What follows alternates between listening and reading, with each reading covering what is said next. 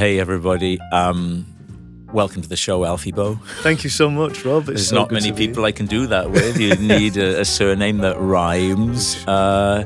If I ever get Michael Caine, I'll say, here we go again, Michael Caine. But it wouldn't make sense because I've never interviewed him before. Right, okay.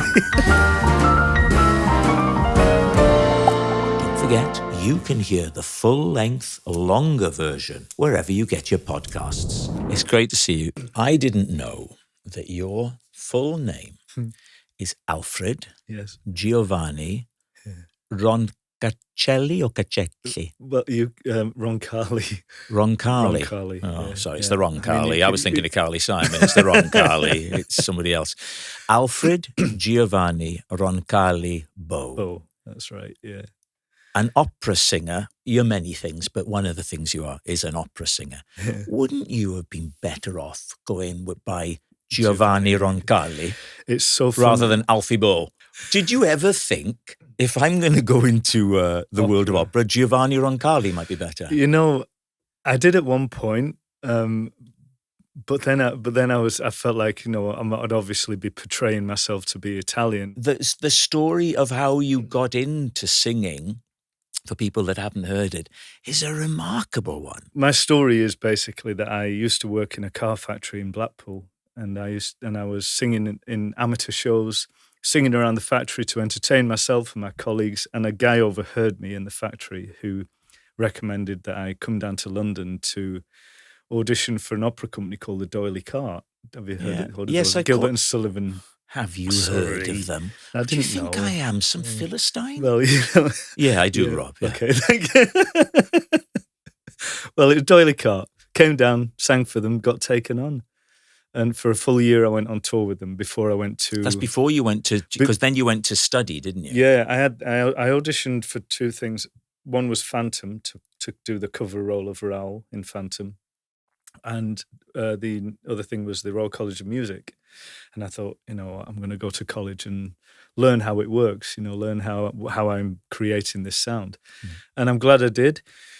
Because it was the longevity. It took me into opera and then got me, you know, I'm able to sort of use my technique to sing lots of different things. But that Desert Island Discs interview was very interesting. I said, Kirsty asked me, she said, so do you ever go to the opera? Do you ever go to watch an opera or to the theatre? And I said, do you know what? To be honest, I don't, because I find it boring. And I literally said that, you know, I said, and it was the truth. I do find it boring to go to the opera, to watch a show. I'd rather be on stage doing it than sat there, because I can't relax. I'm like looking at the guy who's playing the role I'd play, and I've been thinking, oh, I wouldn't have done that. Oh, that sounds good. I'd sing that a little bit different. Oh, I want to be up there. And it's hard, you know, even when I've been invited to go and watch the new cast of Les Mis and watching the guy that's playing Jean Valjean, it's like, okay, oh no, he's doing that, all right, that's good, but I'd do it like this and I'd do it like that. And we're all individuals, so we're all going to do it differently. But I got roasted the following day in the press. Alfie Boe finds opera, says opera is boring and blah, blah, blah and all that. And, you know, so it was fine. It was all right. See, if you'd gone with the other name, Giovanni Roncalli expresses disappointment in modern opera, I would have got and away we all with agree. I would have got away with it, exactly. Roncalli has hit the nail on the head again. Classic Giovanni. And you don't know, this guy that heard you singing, I read that you've tried to figure out who that guy was, but you don't know. No, well, I'm surprised he hasn't come forward and made himself known. He was probably in his, I don't know, 60s, 70s. Oh, so he's dead now. Okay. That's what you're saying, isn't it? I didn't really want to Thoughts go. with the family. Wasn't where I was going to go, but yeah. It was clear what you were saying, Giovanni. You were saying that he was dead with that classic Roncalli abruptness. What were you singing? What did I hear you sing? I was singing a Rolling Stones song, actually. I was singing Honky Tonk Woman. And he was like, and he thought that sounds good. You got some good notes in there, mate. I think you could do something. But were you going? She say honky tonk woman? No, I wasn't. You weren't doing that. I wasn't doing it like that. I was just singing it in the pop style that I So had been how, doing. if you were singing that sort of thing, how come you then went down and auditioned for D'Oyly Carte? Well, I was taking part in lots of amateur operatics. So I was Okay. taking part in operatic productions like Carmen and Il Trovatore, and then I did a production of West Side Story. Who did you play in that? I played Tony. Of course you did. Yeah, I did the role of Tony, but I wasn't initially cast as Tony. I was in the chorus, but the company, the guys in the company, had complained the fact that they hadn't been given the chance to audition for the main roles. So the head piano player, the head musician, MD, said, "Everybody come in the room. All the guys come in the room. I'm just going to listen to you all at once sing the song Maria from West Side Story. Just all sing it in unison, and then I'll decide who's going to play the role." And it's like, okay. So we all. So there wasn't a Tony already cast. Yeah, there was. Yeah. And who was the guy that was already cast? He was just the one. It was a local amateur singer, Right. local amateur star. So he's going, hang on a minute, whoa. But he hadn't turned up for that rehearsal, and he was also about 55 years old. You can't be Tony if you're 55. This is an amateur production, so it was Yeah, like, but I don't care if it's amateur. You can't be Tony if you're 55. I mean, it's supposed to be 19. You know, You could imagine. I think I could still get away with it, don't you? So that was the thing. It was like they were all annoyed that they hadn't had the chance to audition. So we stood in this. So how many of you then are stood there? Probably about 12 of us. 12 of you? Yeah. Singing Maria together. Singing Maria all Right. in one. And there's two, in the middle of the song, there's two ways of singing the sort of bridge section. You can either keep repeating the name Maria, Maria, Maria, Maria, Maria, Maria, Maria, Maria, or you can do what I was about to do there, or hit this top note, Maria, Maria, and I hit it because that was the only version that I knew. So it was like. Was that the Jose Carreras version Exactly. from the Bernstein Exactly. recording? Yeah, And stunning, isn't it? So that's what I'd learned the piece from. And you did that. And I did that. Oh, well, goodbye, the other 11 losers. So by the time I'd finished singing that note, everyone else had stopped singing, and I'd carried on singing. I was in a world of my own, and the MD said, "Can I have a little word with you, Alfie?" And that was it. And I got. And the at that role of point, the Tony. original Tony comes in late with his coffee and he goes, "What the hell's going on? No, let me have a go. Maria. Oh, my word. So it was so from that I got a lot of advice to Avoid the original to Tony. avoid the original Tony to take it professionally. Don't walk home alone. Look over your shoulder. Check your back. Exactly. So then you play Tony. I played Tony. I Well, auditioned. when you're doing it then, and you're hitting that note every night, Yeah. the audiences must have gone, wow. It was a good moment. It was a real light turning on moment for me every single time I performed that, because it just gave me the energy to pursue this goal of getting into the business. So I would do something every single day. I would write a letter and put it in the postbox to an agent, or go and ask if I could sing at a working men's club in Blackpool or something like that, or take part in a singing competition. And it was a real good training. You know, it was really And presumably cool to you won every week, did you? No, I mean, no. That I actually So came. who was second. beating you then? There was this young pop singer, this girl. I can't remember her name, but Did she go on to success? She was called Celine Dion, I think. That was a. No, But seriously, who was beating you? I don't know. Actually, I can't remember her name, but Okay. she did very well. She was a pop singer, but Okay. she was on that sort of classic, that working men's circuit, the cabaret circuit already in Blackpool. I see. Okay. So, and I wasn't. That wasn't my world. But I tried to get into it and tried to do a little bit of that. But it That's wasn't. the circuit. until Gary Barlow was on that circuit, wasn't he, for a while? he played. He used to perform at the Talk of the Coast as well. Did he? Yeah, he Did did a he? one-man show in the West End. I saw it. Did you? It was excellent. Yeah, And he talked about that. yeah, that's right. Where he That's used to right. go and sing Phantom. Yeah. Well, I was yeah. singing West Side Story, you know, like the Were following you ever on week. the same bill as him? No, I remember seeing his name up there though. Yeah, Yeah. I remember seeing him on there. So you join Doyley Cart. I don't know if you've ever heard of them, but they do Gilbert and Sullivan stuff, Yeah. like Claire and Yeah. Alone Again, naturally.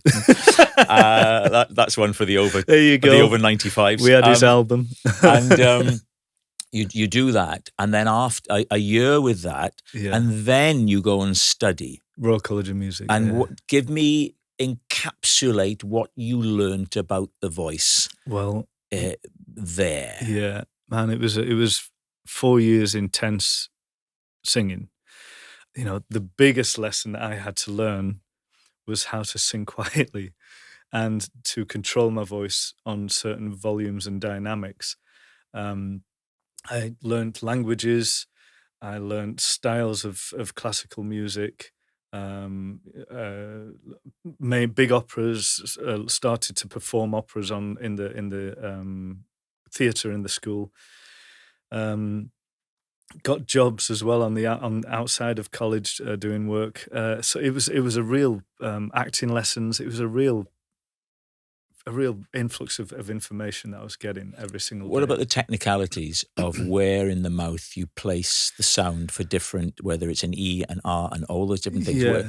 Where talk us through the geography of the mouth for different notes and different sounds. I mean, I am a natural singer, so singing sort of it comes naturally to me anyway, in a way. But you can modify vowels to make a note sound clearer and brighter. So if you have to sing like, for example, an E vowel, you know, which is very bright, you know, I try and add an element of to it.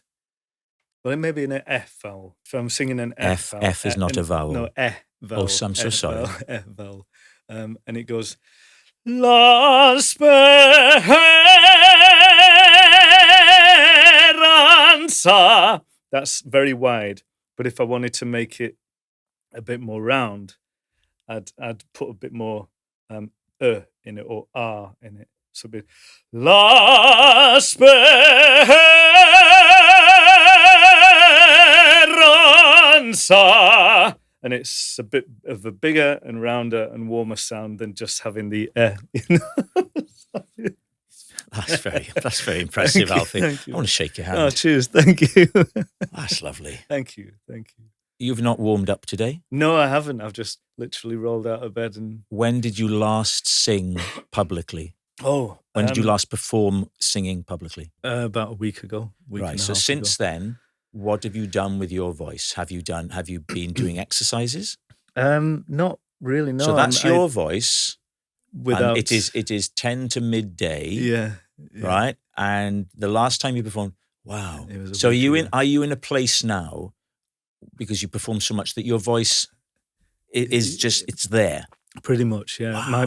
My voice, I think the age that I am right now, my voice is slotted into a nice little pocket where I can rely on it, but I can't take it for granted. You know, I still have to maintain. That's better than being able to take it for granted. I can take it for granted, but I can't rely on it. Exactly.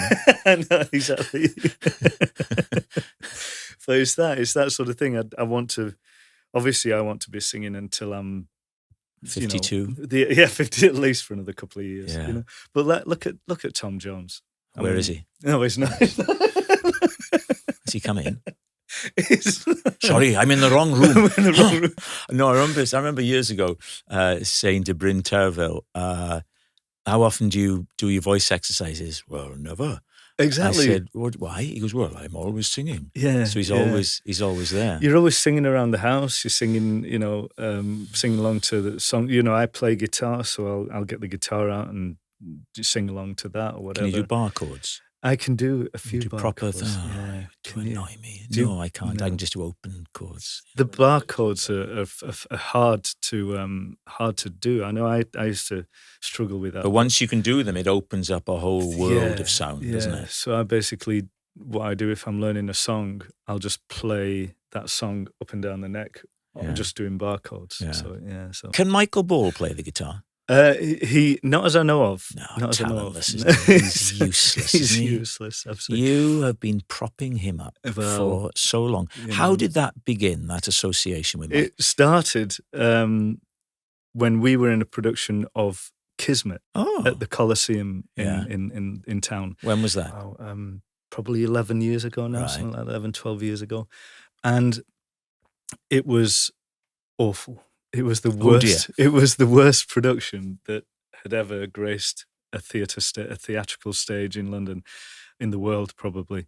The director fell out with the choreographer, and so the choreographer had plotted these dances, and to get back at him, the director basically got the male chorus of English National Opera to stand in a straight line across the front of the stage, blocking what was going on in the dancing at the back. It must have been a lovely working environment. It was awful. It was terrible. And the director left like a week before the show had finished being plotted and directed. So me and Michael teamed up and finished off the show. Really? And you know, and we did the run. Wow. It sold out because people knew it was so bad. They it was like the producers. Right. Yeah, right. exactly. And so he then went on after that to do a prom at the Royal Albert Hall, and asked me if I would join him as his guest. Mm-hmm.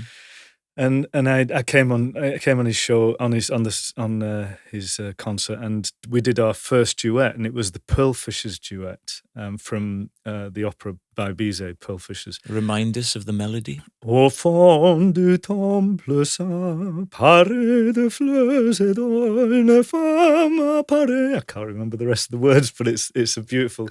Oui, c'est elle, c'est la déesse plus charmante. So there you go. That's a bit of it for you. That's lovely. Thank you. But we were singing that together, and Michael in the rehearsal sort of like put on this mock operatic voice, thinking that that's what he had to do because he was singing an operatic song, and it sounded awful. And I said to him, "What are you doing?" And he said, "So I'm singing operatically." And I said, "Well, you're not an opera singer." And he said, "No, but I can do it." And I went, "You can't really." How did that go down? It went all right because we're still working together. and I said, "Just sing it as Michael Boe." Oh, cross the ball at your own risk. I know. And he did. And it sounded great. So you're telling Michael this. Yeah, and he's taking it and because when he started singing in that big grand musical theatre voice that he's got, it sounded fabulous and it worked. And so that was really the first time that we discovered that our voices worked well together, you know, and that we. But it can't just be the voices; it's got to be the personalities because Absolutely. You've toured together now. You've had big hit albums. You've got this Vegas album. Yeah, okay. We've got a Vegas album. That was our last album. So you went over to Vegas. Yeah, we did. And how many shows did you do there? Well, I have a residency there, so I was performing, but me and Michael weren't. I didn't know you had a Vegas residency. See these research notes? I really should read them. All right. A Vegas residency? I have a Vegas residency, but not only a Vegas residency. I have it at the Westgate Casino, which used to be the Hilton International, where Elvis Presley used to perform. So I get to use Elvis's dressing room. You do not. Yeah, and what does that feel like? It's pretty special, man. It really is, because you can really sense the environment and the feelings of that he was there, and it was, and you see all the old footage backstage. It hasn't changed much. The dressing room's still the same. And you can look at like backstage footage of Elvis making his way from his penthouse down. Yes. What from that's the way it is. That's all in that, isn't it? Yeah, that's right. Yeah. And coming on, you know, getting onto the stage, and there's a backstage in the wings. There's this meter square piece of flooring, you know, wooden floor from the original stage that he performed on. And they haven't touched it because that's where he used to stand every single night before he went on stage, with his hand on a pillar, you know, and he used to say a little prayer, turn around, and then was led to the other side of the stage to come and make his entrance on stage. And that was where he stood every single night. So every performer, when they're performing there, goes to that little spot and stands there and then goes and does the show. Elvis, give me strength. But exactly. But it's so cool to stand on that stage and do a tribute to Elvis. Which songs do you do by Elvis? I do That's All Right Mama, I do CC Rider, Burning Love, Suspicious Minds, Viva Las Vegas, and it's great. It's awesome. What about some of his bigger songs for your voice? Well, why are you not doing If I Can Dream? I've stuff recorded that. That's on one of my albums, right, If I Can Dream. But with this show, what I wanted to do is I wanted to make it more of a party vibe, more of a vibrant party environment. And because it's towards the end of the show as well, it's actually the encore.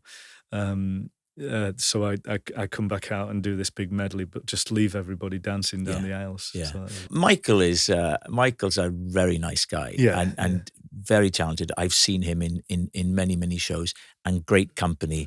Is it fun touring? Do you or are you one of those double acts that just turns up at the venue because you're busy and you've got your own things? Yeah. No, you know what? We I've got to say, we have such a wonderful rapport with each other. We really do. We work well together. We're old enough and ugly enough to know what this business is like and how we need to do a show and get on with it and pull it together. And if one of us is feeling a bit low, we'll boost each other up and that sort of thing. And it's great. It's a really cool double act, And inevitably, there's moments where you get tired and frustrated with each other a little bit. But talk about those. No, you would want me to ask. When was the last time that happened? When he wouldn't, because I don't think he appreciates you. It does enough. him, no. It doesn't, does he? Does. No. I've heard him saying. I mean, look, I'm not one to gossip, but I've heard that the things he says about you. Oh my goodness me! Just talk a little bit about that. No. Actually, it's little things. Do you like a tissue? It's all right. It's okay. I've got to get people crying on these podcasts. I'm getting over it now. It's fine. So, would you call it bullying? Because bullying ball sounds good. We could go with that as in our. Oh my goodness, bullying ball. There you go. How I ball, BAWL, at bullying ball, says Boe. Boe balls at bullying ball. That'd be great for our socials. If you could say he bullies you, it'd be a great help to us. Really? Okay. Michael bullies me all the time. Does he? Does he? 100%. Yes. He steals my punchlines. If I come up with a really good joke, right? This is the only thing. Does that happen? Well, I mean, today's evidence of that, isn't it? Really? I mean, to an extent. To an extent. To an extent. To an extent, yeah. Extents are interesting, aren't they? Yeah, they are. But anyway, he does. If I come up with a really good joke, this is the only thing that does annoy me about him is that he steals my jokes. He steals my punchlines because he can't create them himself. So if you come up with a good line, he'll stick it in a bit earlier in the show. Yeah, exactly. Yeah, and then I'm like stood there like a melon later on thinking, you've heard this. Oh, it's lovely to talk to you, Alfie. Thanks for coming in. It's we haven't pleasure. Even touched on Pete Townshend's flat. Oh my goodness, yeah. We'll save that for the next time. Another time, man. Thank you. Curious now, aren't you? Alfie Boe has got to go. I have. To do a show. Ho, ho, ho. There you go. Cheers, man. Love you. Thank you.